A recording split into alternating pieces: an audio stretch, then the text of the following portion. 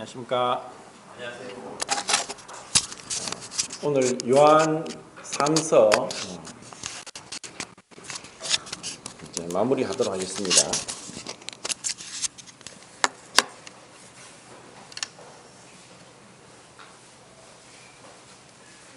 오늘 제가 이제 요한 3서에서 교제하고 싶은 말씀은 11절에 있는 말씀인데, 선을 행하는 자는 하나님께 속하고 악을 행하는 자는 하나님을 배우지 못하느니라 하는 말씀을 생각하면서 이제 이 요한 3서 전반적으로 하나님께서 우리에게 주신 교훈을 받을 수 있기를 바랍니다. 1절을 읽겠습니다. 1절 시작.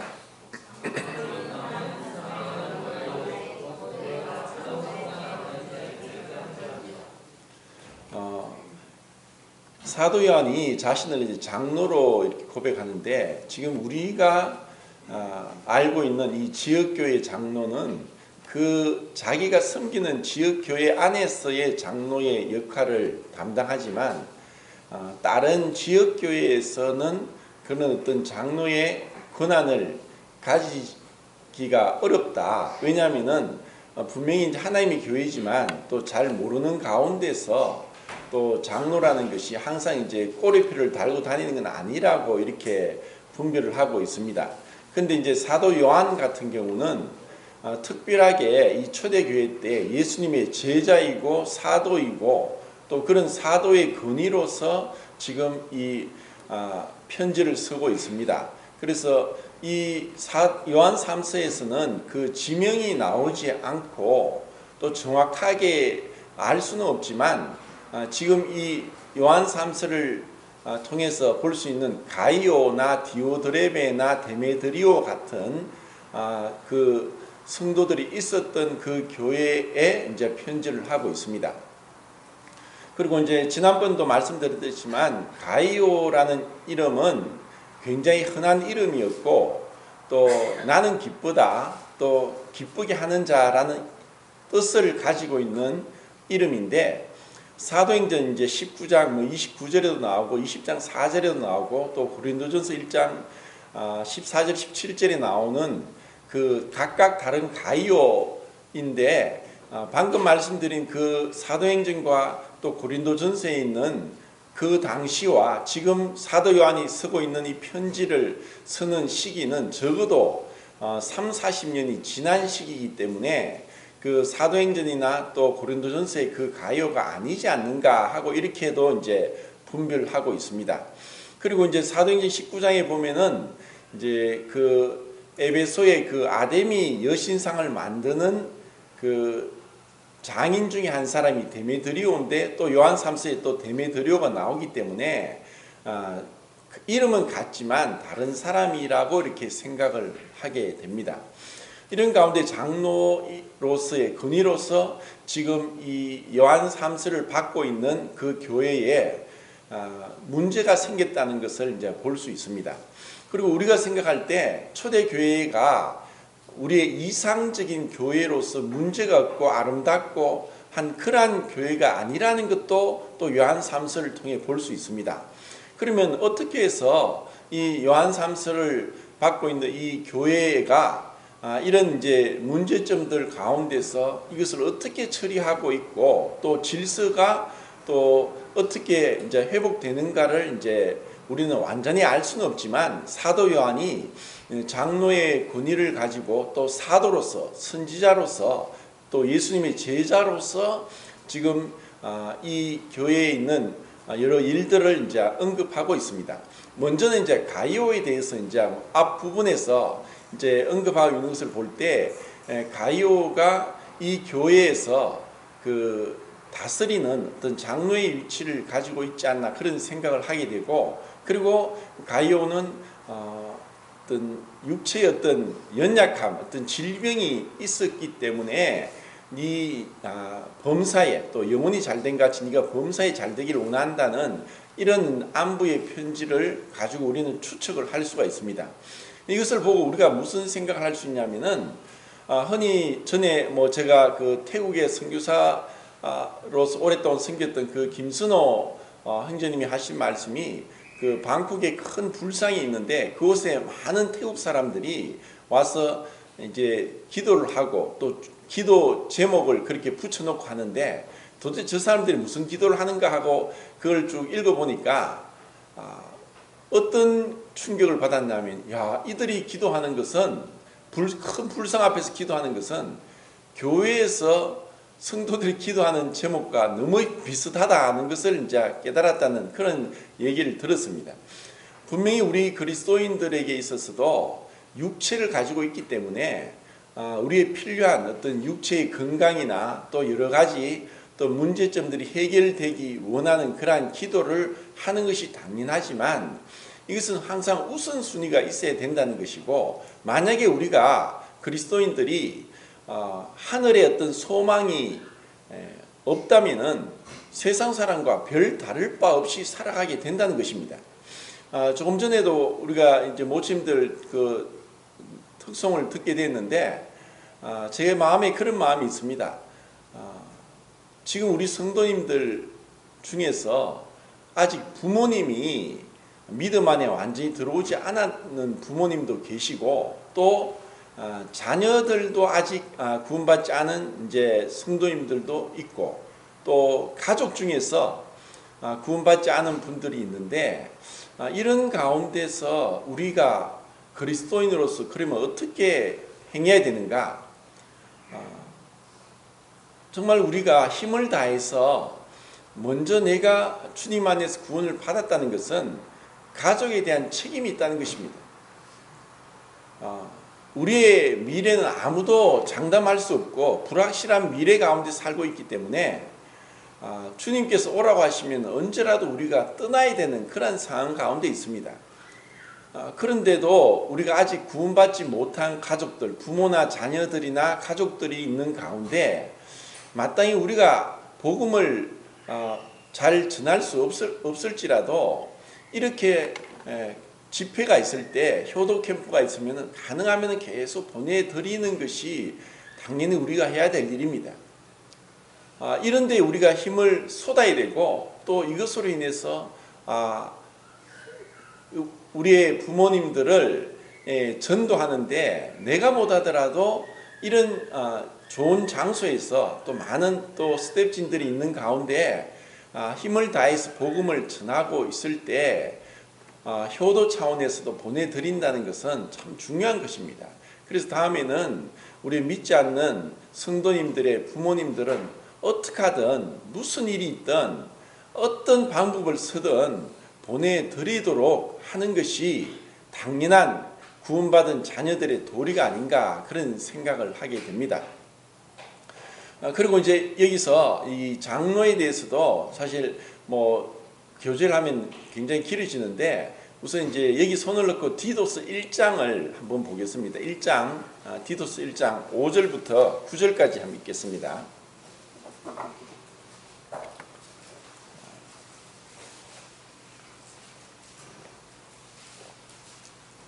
한 분은 마이크 잡고 읽어주시면 좋겠네요.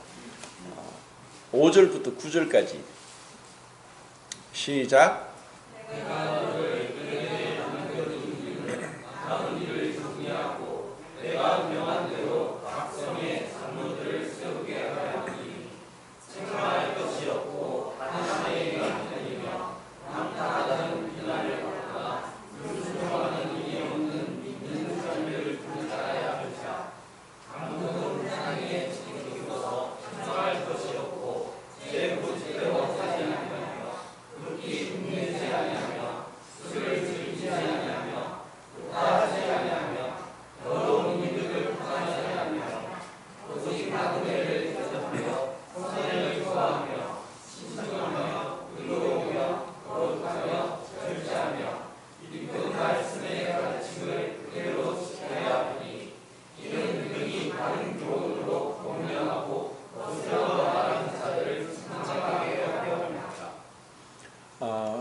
사실 이제 성경에 나오는 장로의 기준을 만족시킬 사람이 누가 있겠나 하고 우리는 의문을 가질 수밖에 없고 또 모두가 다 부족하고 그 뭐 매네 대길 우바라신 하면서 우리가 저울에 달면 다 부족함이 드러난다는 것은 분명한 사실입니다. 그런데도 한 교회 안에서 이런 어떤 권위가 있음으로 인해서 질서가 잡히게 되는 것은 참 중요합니다. 그래서 지난 이제 두 번에 걸쳐서 여자의 너울을 보면서 여러 가지 이제 제가 말씀을 드렸는데, 권위와 순종은 가정에서 또 남편과 아내 사이에서 일어나고, 그리고 좀 더 확대해서는 교회에서 그렇게 일어나고, 또 더 확대되면은 사회와 국가에서 이런 것이 일어납니다. 그렇기 때문에 로마서 13장에 보면은 사도 바울이 국가의 권위에 굴복해야 된다. 이는 양심을 인해서 이 지도자들이 굴복해야 된다는 이런 말씀을 봅니다. 그리고 이것이 기독교이고, 또 분명히 잘못된 로마 시대에 지도자들이 악을 행하는 자들이었지만 그 법에 순종해서 사도들은 다 순교를 당했다는 것을 생각할 때, 맞서 무력으로 아무리 의로운 것이지만 대항을 하고 하는 것은 분명히 하나님의 교회에 합당치 않은 것이다는 것을 보게 됩니다. 제가 일전에 경기도 파주에 우리나라 기독교 순교 100주년 기념관에 가본 적이 있는데, 1층에는 큰 그림으로 너는 조국을 위해 무엇을 했느냐 하는 그런 그림이 있었던 것 같고, 2층에 올라가니까 굉장히 긴 회랑에 양쪽으로 수많은 사진들이, 적어도 200명 이상 사진들이 쫙 걸려 있어요. 근데 그 사진에 다 이름이 있고, 그들이 언제, 주로 일제시대 때, 6.25 때 하나님을 믿는다는 이유로 순교를 당한 사람들이었어요. 이것을 보면서 굉장히 마음이 숙연해지고, 그리고 이렇게 하나님을 믿음으로 인해서 이들이 피를 흘렸고, 이로 인해서 지금 내가 이 자리에 있구나 하는 생각을 할 때, 도대체 하나님을 믿는 것이 무엇이며, 또 이렇게 이들이 바보같이 어리석게 도망가거나 싸우거나 대항하지 않고 그렇게 순교를 당한 것을 생각할 때, 바로 그들이 주님을 믿는 자가 아닌가. 오늘 예배 시간에도 기도를 했지만, 이 십자가만큼 미련하고 거리끼고 어리석게 보이는 것이 없습니다. 그런데 하나님께서는 이런 십자가를 통해서 우리를 구원하십니다. 우리가 이런 주님을 믿는다는 것은, 지금 사도 요한은 이 요한 1서와 2서 3서에 동일하게 믿은 사람들의 삶의 행동의 결과를 이야기하고 있습니다. 이것을 믿음과 연관을 시켜서, 진정한 믿음은 이와 같은 삶으로 사라지는 삶을 진정한 믿음을 이야기를 합니다. 그런데 분명히 우리도 다 연약함이 있기 때문에 사도 요한이 쓴 이 편지를 받고 있는 이 교회에서도 디오드레베 같은 자도 처음에는 이러한 것이 나타나지 않았을 겁니다. 그런데 시간이 지나면서 점점 더 그의 권세를 마구잡이로 횡포를 부리고, 그리고 자기 스스로 다른 사람들의 말을 듣지 않고 절제하지 못하면서 자기 고집대로 하고, 그리고 나그네를 대접하는 것을 쫓아내고 있는 그러한 모습들을 보게 됩니다. 그러니까 우리의 믿음은 시간을 통해서 점검이 됩니다. 시간을 통해서 믿음은 자라가기도 하지만, 시간을 통해서 믿는다고 고백한 것이 진실된지 거짓된지가 드러난다는 것입니다. 아무도 우리는 주님 말고는 우리 속에 있는 것이 어떠한지 모릅니다.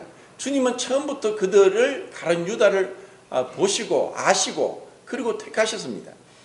그런 가운데 우리가 살아가고 있기 때문에 이런 디오드레베 같은 자가 처음에는 그렇지 않았을 것입니다. 에스겔서 28장 14절에도 그 말씀이 있습니다.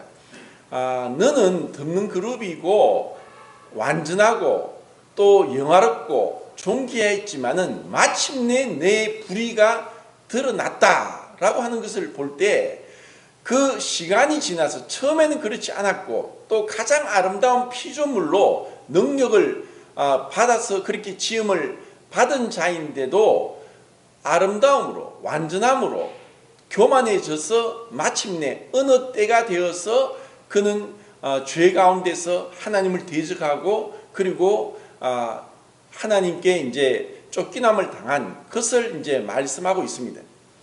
그것처럼 교회도 사실 시간을 통해서 우리의 믿음이 삶을 통해 증거가 된다는 것입니다.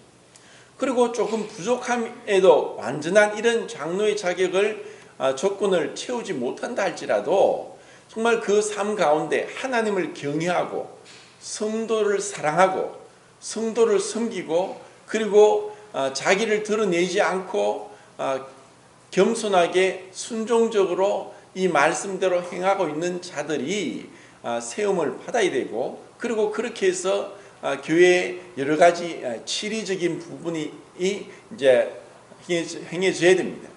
그리고 또 장로는 분명히 어떤 가르치는 은사가 있어야 되지만, 또 가르친다는 것이 어떤 앞에 나와서 가르치기도 하지만 삶에 있어서 본이 되는, 정말 저 형제와 자매는 삶 가운데서 하나님을 경외하는 자다, 그리고 말씀을 듣고 지키고 하늘에 소망을 두고 이 땅에 있는 것에 연연하지 않고, 그리고 주님의 자녀들인 성도들을 사랑하고 또 아끼는 마음이 있다 하는 그러한 가장 근본적인 부분에 있어서 이런 것이 충족된다면은 또 주님께서 또 모임의 장로를 일을 감당하게 해서 여러 가지 치리적인 부분에 또 이 일을 감당해야 될 것입니다. 그리고 이제 그 구절에도 나왔듯이 분명히 교회는 온전하지 못하고 늘 문턱이 낮아서 여러 가지 문제들이 일어나게 되는데, 이것을 어떻게 이제 치리해서 성도들이 보호받고 그리고 세상과 분리되는 가운데 말씀 안에서 양육되고 사랑 가운데 화목하고 연합할 수 있는가를 늘 우리는 고심해야 되리라고 생각합니다. 그리고 고대 2장 디도스 2장 15절도 한번 읽겠습니다. 15절 시작.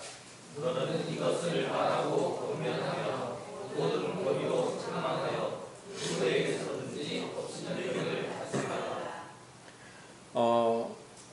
사실 이제 그 가정에서도 만약에 부모의 권위가 무시되면은 자녀들이 방종케 됩니다. 분명히 요한일서에도 보이는 형제를 사랑하지 않고 보이지 않는 하나님을 사랑할 수 없다고 했습니다. 그리고 이 땅에 있는 첫 번째 계명은 바로 부모를 공경하는 것인데, 부모의 권위에 순종하지 않으면은 율법 아래서는 그런 자를 돌로 쳐 죽이라고 했습니다. 그리고 하나님을 공경하는 것처럼 부모를 공경하라고 했는데, 이것은 부모의 어떠함에 상관이 없이 자녀로서의 마땅한 도리입니다. 이렇게 이제 하는 것처럼 교회 안에서 사실 온전한 부모도 없고 온전한 장로도 없습니다. 다 허물이 있고 부족함이 있지만 이런 권위가 세워지지 않으면은 함부로 행하게 됩니다. 그러니까 제가 그 너울에 대해서 2번을 말씀을 전하면서도 이것은 권위가 무시되거나 권위가 남용되지 않기 위한 하나님의 시각적인 그 방법이 이 여자의 너울이라고 말씀을 드렸습니다. 우리는 이것을 통해서 눈으로 보이는 것이 얼마나 우리 마음에 큰 영향을 끼치는가는 너무너무 분명합니다. 만약에 우리가 하나님 말씀을 읽고 듣고 또 가까이 하지 않으면은 구원 받았을지라도 세상 것에 계속 탐닉하다 보면은 신분은 그리스도인일지라도 삶은 세상 사람과 똑같이 살아갑니다. 전혀 변화가 없습니다. 잘할 수가 없는 것입니다. 그래서 우리가 단순히 신분적으로 구원받은 것에 머무르고 안주한다면은 우리 이러한 요한 3서에 있는 말씀이 우리에게 전혀 필요치 않을 것입니다. 정말 네가 믿음이 있고 거듭났고 구원받았다면은 선을 행해라. 선을 행하는 자가 하나님께 속한 자고 하나님을 배우는 자다. 만약에 믿는다고 하면서 악을 행하고 또 다른 사람들에게 판단거리가 되고 또 다른 사람들에게 손가락질을 받는다면은 그것은 자신의 믿음을 돌아봐야 됩니다. 하나님은 불의하신 분이 아닙니다. 믿는다고 말을 하고 구원에 대한 지식은 있음에도 불구하고 그 삶이 선을 행하지 않고 또 양심을 그리키고 다른 사람을 피해주고 힘들게 하고 고통스럽게 한다면은 어떻게 그런 자들을 구원하고 하나님이 공의로운 심판을 한다고 할 수 있겠습니까? 절대로 그럴 수 없습니다. 하나님은 절대로 불의하신 분이 아니고 또 불의한 자를 믿었다는 지식 하나만을 가지고 그들의 행동이 온전치 못하고 그리고 악을 행하는데도 그들을 천국에 데려놓는다면은 정말 법 없이도 살 수 있다고 하는 그러한 사람들이 하나님을 믿지 않았기 때문에 지옥에서 고통받으면서 그들이 가만히 있겠습니까? 절대로 그럴 수 없습니다. 그리고 우리는 또 한편으로는 이 부모로서 자녀를 양육할 때 하나님께서 왜 그렇게 했느냐?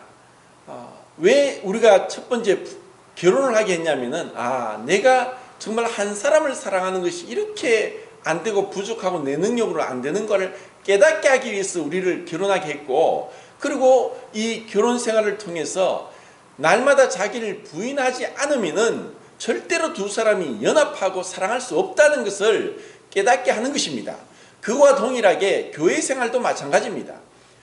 어디에도 멀리서 보면 아름다운 것 같고 온전한 것 같지만 가까이 가면 우리는 다 냄새나는 자고 실수가 있고 또 온전치 못한 자입니다. 그런데 이 안에서 교회 안에서 사랑으로 연합하는 것은 마치 부모 눈에 온전한 자녀가 어디 있겠습니까? 아무리 자녀가 잘못해도 부모 눈에는 어릴 때부터 키워오면서 이 아이들의 장단점을 다 알고 있습니다. 그런데 부모가 자식에게 늘 잘못한 것만 지적하고 나무라고 책망하고 꾸지람을 주고 한다면은 자녀들은 정말 우울증이 걸리든지 아니면은 정신적인 문제가 생깁니다. 그것처럼 우리가 교회 안에서도 어떤 보이는 대로 이렇게 판단을 하면은 누구 하나 제대로 쓸 수 있겠습니까? 비판하지 말라. 너희 비판하는 비판으로 너희가 비판을 받을 것이요, 너희 헤아리는 헤아림으로 너희가 헤아림을 받을 것이다 하고 마태복음 7장에 말씀하고 있습니다, 주님. 그래서 우리는 교회 안에서 마치 내 자녀들을 불쌍히 여기고 허점이 있더라도 품어주고 하는 것처럼 그런 마음이 필요하고, 또 우리 배우자가 부족함이 있을지라도 잘하는 부분을 위해서 칭찬하고 또 세워주는 것처럼 교회에서 그렇게 하면서 우리는 서로에게 거울이 되고 또 그 서로에게 어떤 교훈이 되면서 그렇게 주님 오실 때까지 그렇게 이제 살아가도록 우리를 이제 이 교회 안에 한 지체로 두신 것입니다. 이러한 것들을 이제 배울 수 있도록 해야 되는데, 그런데 지금 우리는 요한 3서에서 그렇지 못한 이 디오드레베를 통해서 어떤 되기를 좋아하고 또 자기의 의견대로 주장대로 함부로 행하면서 어떤 군이 다른 사람들을 존중하지도 않고 함부로 행하는 것을 통해서 우리가 무엇을 배울 수 있느냐? 가이오나 또 데메드리오 같은 또 여러 성도들이 얼마나 오래 참고 인내하고 있는가를 또 볼 수 있습니다. 아니, 그렇게 흔히 그런 말을 하죠. 중이 절이 싫으면 절을 떠나면 되지 하는 말이 있는데, 우리가 싫으면은 요한일서에도 우리와 함께 있다가 그들이 나간 것은 우리에게 속하지 않았기 때문이다 라고 얘기를 합니다. 근데 이것은 정말 구원받은 성도들이 주님 안에서 아무리 온전하게 하더라도 부족함이 있습니다. 그런데 이것은 우리가 대화를 통해서 서로 얘기를 해야 됩니다. 부부가 서로 계속 금슬 좋은 부부로 계속 살아가기 위해서는 서로의 말을 경청하고, 그리고 상대방이 싫어하는 것을 하지 않겠다는 어떤 마음의 결심도 필요하고 절제도 필요하고, 그리고 자기를 기쁘게 하지 않고 상대방을 기쁘게 하기 위해서 배우자를 기쁘게 하는 것이 필요합니다. 아내를 사랑하는 것은 자기를 사랑하는 것이라고 했습니다. 그리고 사랑은 자기를 기쁘게 하지 않는 것이고 자기의 유익을 구치 않는다고 했습니다. 그렇기 때문에 우리 성도들이 성화되는, 교회 생활에서 성화되는 삶은 뭐냐? 점점 더 정말 민감해지고 예민해지고, 내가 말 한마디라도 그냥 내뱉었는데 이것이 연약한 자들에게는 상처가 될 수 있다면은 그런 것에 대해서 누군가 얘기를 해주고 아 그랬습니까? 하고 겸손한 자세로 그것을 듣고 계속해서 내 자신을 변화시켜 가는 그러한 삶이 그것이 참 사랑 안에서 연합하는 것이라고 생각을 합니다. 우리 인생은 그 사도행전 14장과 에스겔서 28장에서 최초의 범죄를 사단의 범죄를 우리가 보는 것처럼 능력이 많고 아름답고 할수록 교만해집니다. 그것이 죄의 가장 근본입니다. 우리도 나름대로 지식이 많고 은사가 많고 또 구원받은 횟수가 오래될수록 어떻게 보면은 교만해질 수 있고 또 그러다 보면은 그 점점 자기의 주관이 뚜렷해지면서 고집스럽게 남의 말을 듣지 않을 수 있습니다. 그러면은 사실 변화가 안 됩니다. 지금 초대교회 때는 그 순회 전도자들이 있었는데 이들이 이제 이방인들에게 어떤 도움을 받지 않았고 교회마다 다니면서 복음도 전하고 또 성도를 돌아보고 했던 이러한 분들을 잘 접대를 했습니다. 로마서 12장에도 보면은 뭐 사랑에는 거짓이 없나니 악을 미하고 선에 속하라. 형제를 사랑하여 서로 우애하고 존경할 서로 먼저하며 부지런히 깨어지 말고 열심을 품고 주를 섬기라. 소망 중에 즐거워하며 환난 중에 참으며 기도에 항상 힘쓰며 성도들의 쓸 것을 공급하며 손대접하기를 힘쓰라. 손대접하기를 힘쓰라. 그 나그네와 손님은 우리 인생은 다 나그네와 손님입니다. 이스라엘 백성들을 애굽에서 구원하시고 하나님은 너희가 애굽 땅에서 나그네 되었다. 그래서 나그네를 대접하라 하라. 우리 인생은 다 나그네 같은 인생입니다. 언젠가 떠나죠. 이 땅이 본향이 아닙니다. 그래서 우리는 나그네 된 성도들을 언제까지 있을지 알지 못하지만 나그네를 어떻게 하든 대접하는 것입니다. 마태복음 25장 그 34절부터 40절까지 쭉 보면은 가난하고 헐벗고 굶주리고 병들고 옥에 갇힌 자를 돌아보았는데 그러한 자를 향해서 너희가 내가 가난하고 헐벗고 굶주리고 목마르고 그리고 병들고 옥에 갇혔을 때 나를 돌아보았다 하고 오른편에 있는 자들에게 주님 말씀하시니까 우리가 언제 그랬습니까? 그들은 언제 우리가 주님께 그렇게 했습니까? 라고 물을 때 예수님이 하신 말씀은 내 형제 중에 지극히 작은 자에게 한 것이고 내게 한 것이다. 이런 말씀을 하는 거예요.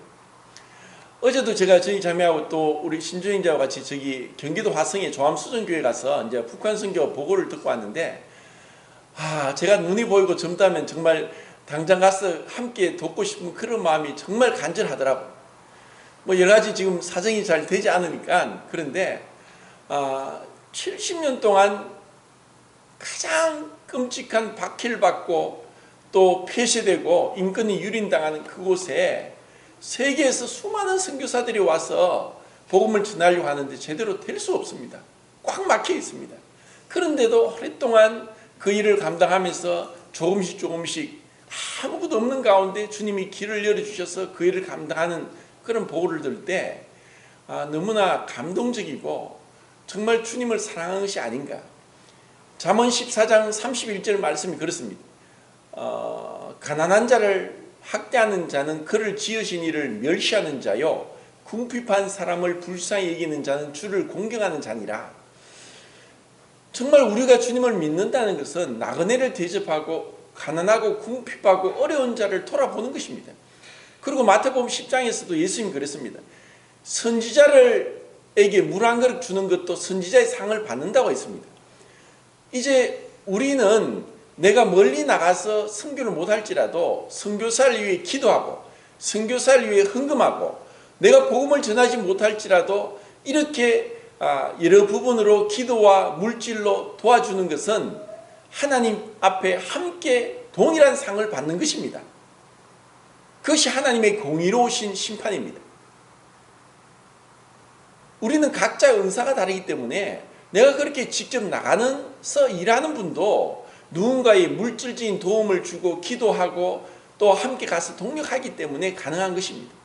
그리고 그 일을 오래 했던 분이 정말 자녀도 가지 않고 복음을 위해서 자녀 없이 오로지 선교 일을 힘쓰고 또 그 특별한 선교이기 때문에 열매가 없지만 주님이 하나하나 길을 보여주시고, 그리고 1937년도 스탈린에 의해 가지고 그 멀리 러시아 쪽으로 쫓겨난 그 조선인들, 그들 고려인이라 하는데 그 고려인들이 20만 명 정도 된답니다. 근데 그 러시아의 그 우스리스크에 고려인이 3만 명 정도 살고 있대요.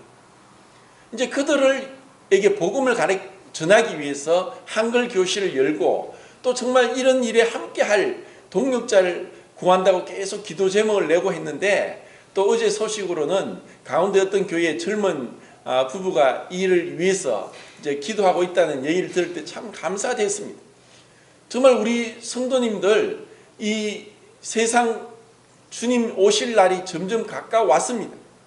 그리고 우리의 삶의 목표를 내가 무엇을 위해 살아가는가? 내가 구원받았다 할지라도 하늘에 소망이 없으면은 믿지 않는 사람들과 똑같이 더 좋은 차, 더 좋은 집, 더 좋은 옷, 더 좋은 음식, 이런 것에 연연해서 그렇게 살다가 부끄럽게 주님을 만나게 될 것입니다. 우리는 정말 주님을 만날 준비를 해야 됩니다.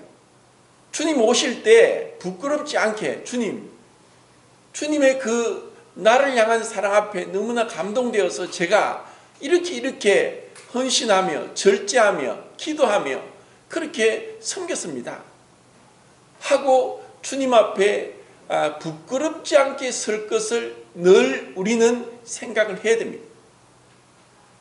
이러한 생각을, 이러한 소망을, 그리고 이러한 마음으로 매일매일 하루하루를 살지 않으면 우리는 생활의 염려와 죄의 유혹으로 나태해지고, 그리고 세상 가운데 빠져들게 됩니다.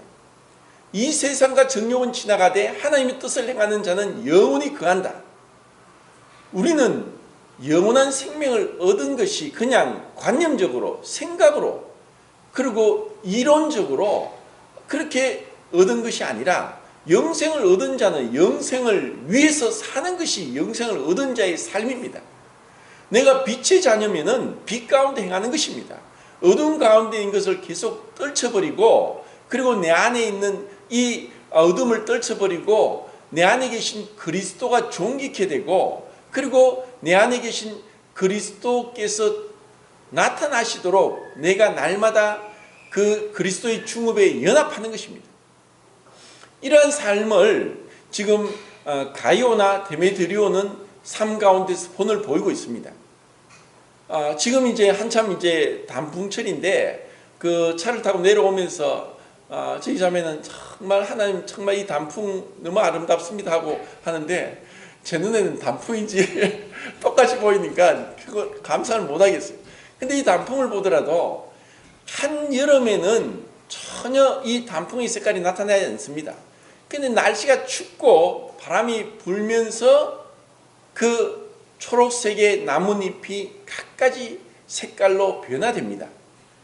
결국 이 가이오나 데메드리오가 빛나는 것은 디오드레베 같은 사람이 있음에도 불구하고 인내하면서, 그리고 겸손하게 이 악을 행하는 자와 함께 그들을 불쌍히 여기면서 모임을 지키고 있다는 것이, 그것이 아름다운 것입니다. 우리의 신앙이 언제 빛이 납니까? 흰색이 더욱 희게 되기 위해서는 검은색이 있어야 됩니다. 이 교회 안에도 어쩌면은 가르지가 있을 수 있고, 또 양의 탈을 쓴 이리가 있을 수 있습니다. 그런데 이것을 우리가 쉽게 판단할 수는 없습니다. 그런데 이러한 여러 가지 인간관계를 통해 어려움이 있을 수 있고, 또 개인적인 건강이나 또 여러 가지 어떤 세상적인 어려움이 있을 것이지만, 이런 가운데서도 주님께서 그렇게 하셨던 것처럼, 주님께서 그 제자들을 똑같이 편견 없이 티내지 않고 섬겼던 것처럼 우리에게도 사실 그런 것이 필요합니다. 그리고 우리는 심판자가 아니라 율법의 준행자입니다.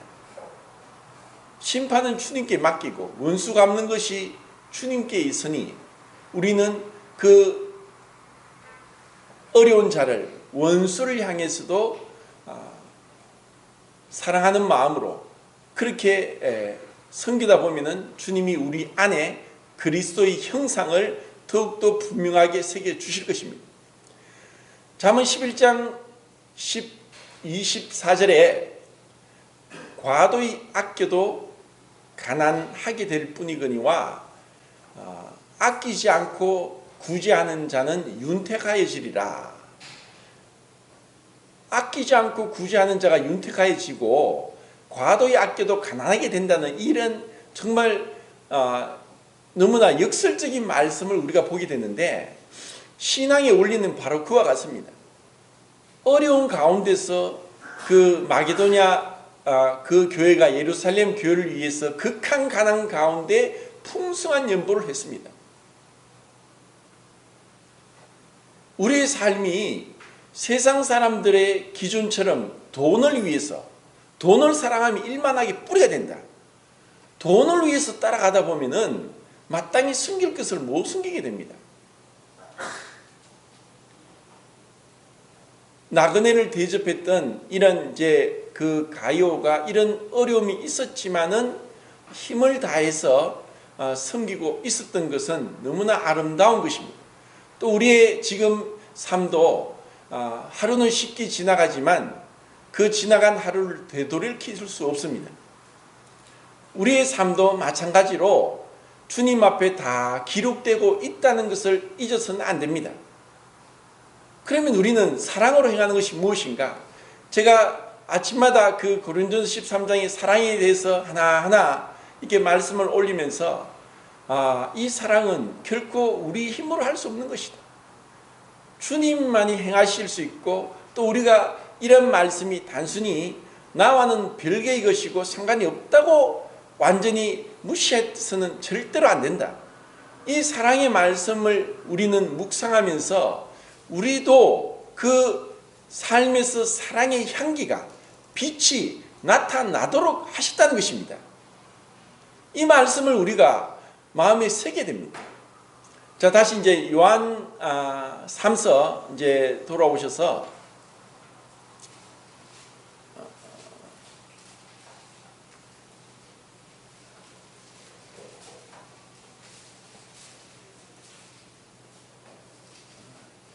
11절 읽겠습니다. 11절 시작.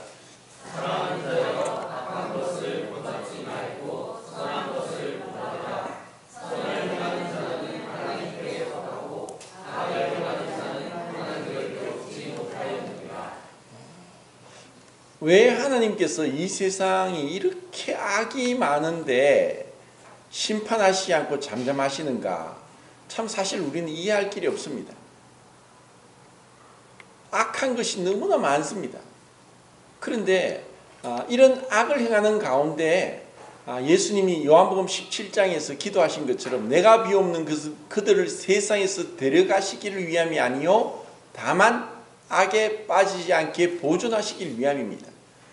이런 악한 가운데서 이 세상에 악한 자들이 너무나 많은 가운데서도 하나님이 우리를 두신 목적이 분명히 있다고 생각을 합니다.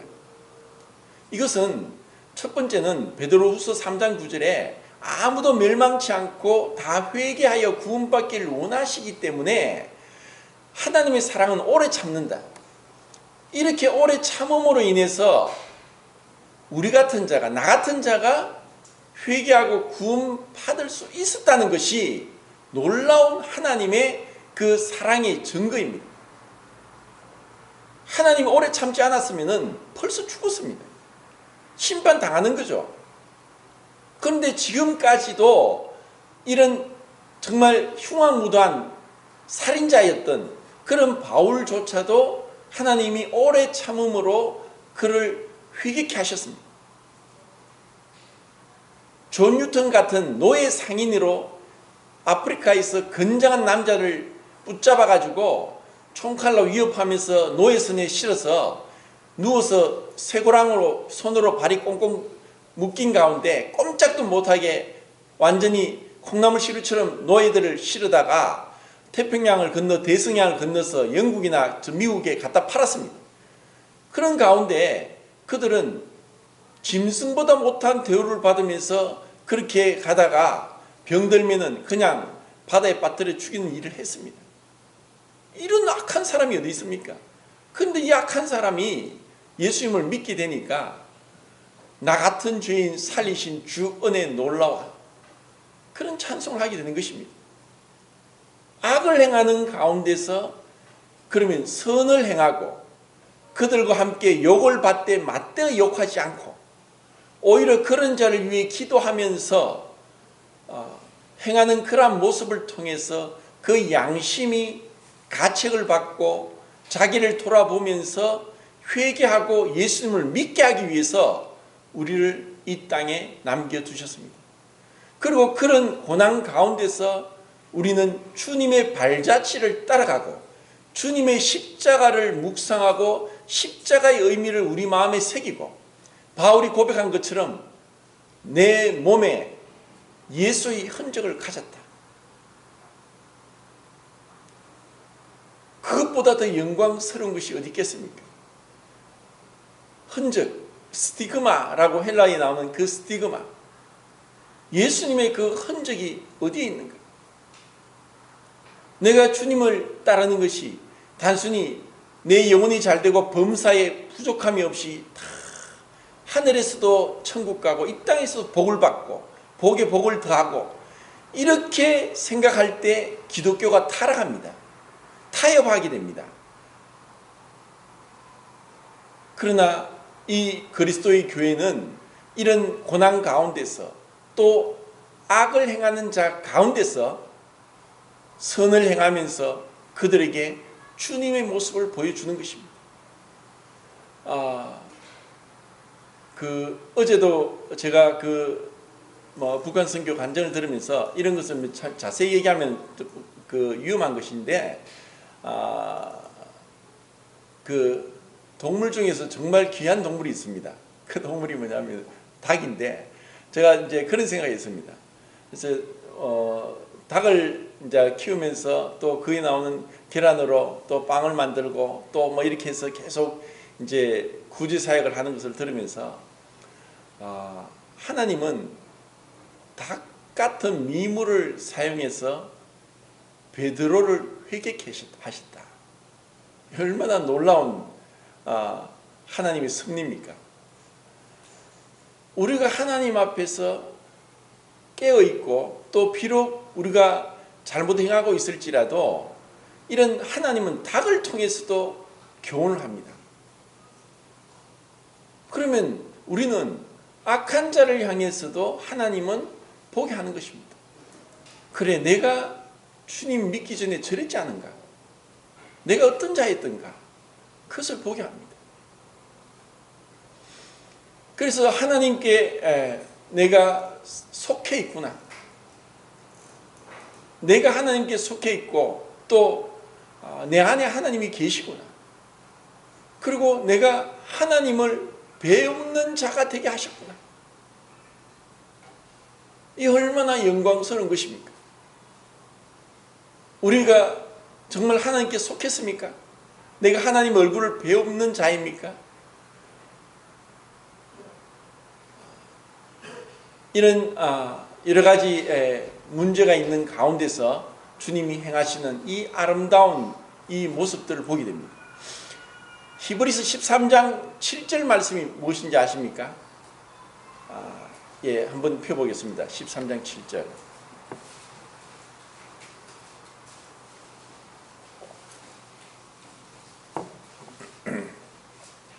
자, 한 목소리로 크게 읽겠습니다. 시작. 하나님의 말씀을 너희에게 일러주고 너희를 인도하는 자들을 생각하며 그들의 행실의 결말을 주의하여 보고 그들의 믿음을 보아라.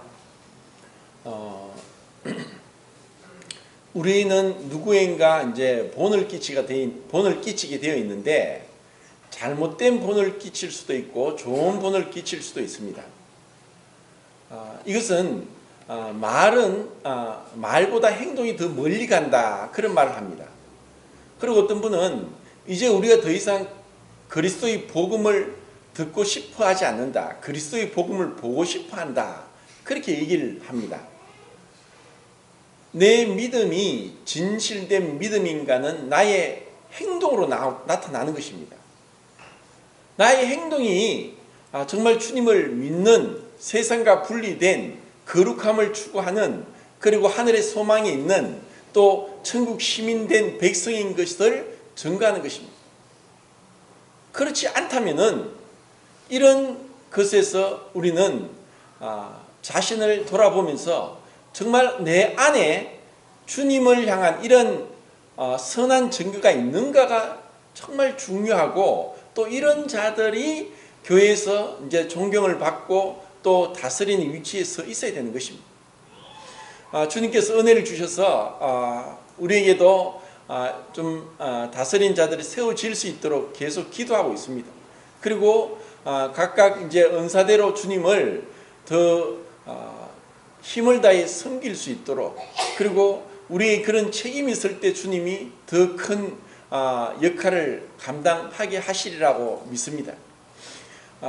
이제 올 한 해가 이제 얼마 남지 않은 그런 가운데 성도님들이 계속 이제 올 한 해를 정리하면서 만약에 주님이 올 한 해가 마지막이 되고 주님을 뵙는 그러한 자가 되게 한다면 나는 어떻게 할까?